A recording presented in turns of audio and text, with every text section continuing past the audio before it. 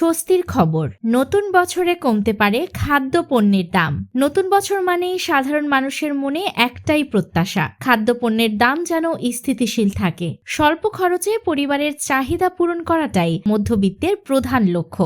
আর সেই প্রত্যাশা পূরণে সুখবর নিয়ে হাজির হয়েছে দেশি বিদেশি নানা পরিসংখ্যান। 2026 সাল কি তবে স্বস্তির বার্তা নিয়ে আসছে? 2025 সালের শুরু থেকেই বিশ্ব বাজারে খাদ্যপণ্যের দাম কমার প্রবণতা লক্ষ্য করা যায়। বিশ্বব্যাংকের সর্বশেষ রিপোর্ট অনুযায়ী 2025 সালে সামগ্রিকভাবে পণ্য মূল্য কমেছে 7% এবং আশার কথা হলো 2026 সালে এই দাম আরও 7% কমবে বলে পূর্বাভাস দেওয়া হয়েছে। এটি হবে গত 6 বছরের মধ্যে সর্বনিম্ন পণ্যমূল্য। যেহেতু আমাদের দেশের অধিকাংশ পণ্য ও কাঁচামাল আমদানি নির্ভর, তাই বিশ্ব বাজারের এই নিম্নমুখী প্রবণতার সরাসরি প্রভাব পড়বে বাংলাদেশের বাজারেও। বিশ্লেষকরা মনে করছেন আন্তর্জাতিক বাজারের সঙ্গে সামঞ্জস্য রেখে দেশেও কৃষি পণ্য, খাদ্য ও কাঁচামালের দাম কমবে। কৃষি অর্থনীতিবিদ জাহাঙ্গীর আলম খান জানিয়েছেন, এবার বৈশ্বিক আবহাওয়া ভালো থাকায় অধিকাংশ দেশেই খাদ্য পণ্যের উৎপাদন ভালো হয়েছে। বিশ্ববাজারে গম, ভুট্টা ও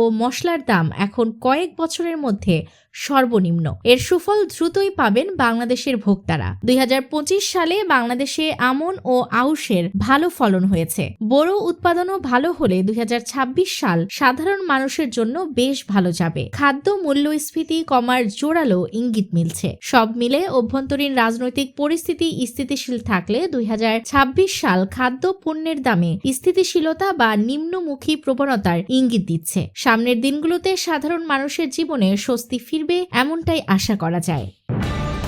নিউজ টেক্স দৈনিক অন্যধারা।